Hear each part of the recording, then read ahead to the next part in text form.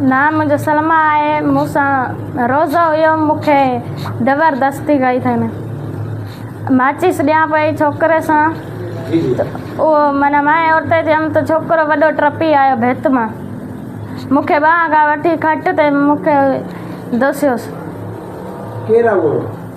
उहो विकी आहे ऐं ना ॿियो बि अथसि, ना विकी आहे ऐं इहो ना अदा मंझि त मानी दी वक़्त 3 बजे या 3 या 2:30 बजे ईअं माना टाइम हुयो।